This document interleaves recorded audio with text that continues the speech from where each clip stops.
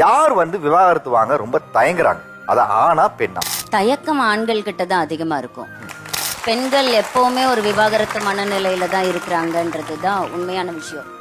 என்னன்னா ஆரம்பத்துல அப்பா அம்மா சொன்னாங்கன்னு கல்யாணம் பண்ணிப்பாங்க, இல்ல லவ் பண்ணிட்டேன்னு ஆசையில கல்யாணம் பண்ணிப்பாங்க.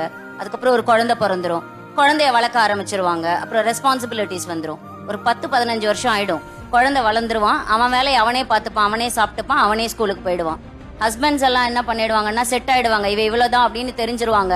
மாமனார் மாமியார் எல்லாம் எல்லா ஆட்டத்தையும் போட்டு முடிச்சு அவங்களும் அடங்கிடுவாங்க. இவங்க அந்த 15 வருஷம் கழிச்சு அப்பதான் இவங்களுக்கு தெரியும், எனக்குன்னு ஒரு வாழ்க்கை இருந்தது இல்ல, அந்த வாழ்க்கையை நான் இழந்துட்டேன் இல்லையா. நான் அந்த வாழ்க்கையை அதுக்கப்புறம் தான் அவங்க தேட ஆரம்பிப்பாங்க.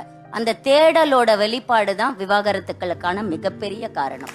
நிறைய பேர் வர்றதுக்கான மிகப்பெரிய காரணம். பெண்கள் கிட்ட போயிட்டு உங்களோட விவாகரத்துக்கு பின்னாடி நீங்க உங்களுக்கு என்ன கிடைச்சது அப்படின்னா, ஒருத்தருக்கு சுதந்திரம் கிடைச்சிருக்கும், ஒருத்தருக்கு டிக்னிட்டி கிடைச்சிருக்கும், ஒருத்தருக்கு செல்ஃப் ரெஸ்பெக்ட் கிடைச்சிருக்கும், ஒருத்தருக்கு வேற விஷயம் கிடைச்சிருக்கும். ஆனா ஆண்கள் கிட்ட போய் கேளுங்களேன், எல்லாத்துக்கும் ஒன்னே தான் கிடைச்சிருக்கும், தூக்கம். நிம்மதியா தூங்கணும், எல்லாருக்கும் நிம்மதி. அவங்களோட எதிர்பார்ப்பே அவ்வளவுதாங்க. எல்லா பெண்கள் கிட்டையும் ஒரு பெரிய குறைபாடு என்னன்னா, நான் நினைச்ச மாதிரி ட்ரெஸ் போட முடியல, நான் நினைச்ச மாதிரி இல்ல. அது உங்க ஹஸ்பண்ட் கிட்ட மட்டும்தான் அந்த எதிர்ப்பு இருக்கா? இந்த சமூகத்துக்கிட்ட இல்லையா? உங்க ஃப்ரெண்ட்ஸ் கிட்ட இல்லையா? உங்க ரிலேட்டிவ்ஸ் கிட்ட இல்லையா? உங்க பேரண்ட்ஸ் கிட்ட இல்லையா? எல்லா இடத்துலயும் இந்த எதிர்பார்ப்பு இருக்கு. கல்யாணத்துக்கு போனா பட்டு புடவை கட்டிட்டு போனோம், அவங்க கேட்கலையே, நீங்க தான் அதை பிக்ஸ் பண்றீங்க, இதுதான் என்னோட ட்ரெஸ்ஸிங் அப்படின்னு. இந்த எதிர்பார்ப்பு வந்து நம்ம சொந்த பந்தங்கள்ல பெண்களுக்கு எல்லாருக்குமே இருக்குல்ல, ஆண்களுக்கு இப்படிப்பட்ட எந்த எதிர்பார்ப்புமே அவங்ககிட்ட இல்லையே. இல்ல, எதிர்பார்ப்புகள் இல்லைன்னு சொல்லாதீங்க, அவங்களுக்கு தான் மிகப்பெரிய எதிர்பார்ப்புகள் இருக்கு. இவங்களுக்கு பாத்தீங்கன்னா ட்ரெஸ் பண்ணிக்கணும், வெளியில போகணும், இப்படி நடந்துக்கோ, அப்படிதான் ஓகேங்களா. ஒரு குடும்பத்தை எப்படி வழி நடத்தணும் அப்படிங்கிற எதிர்பார்ப்புகள் தான் பெண்கள் கிட்ட அதிகமா இருக்கும். ஆனா ஆண்கள் கிட்ட அப்படி இல்ல.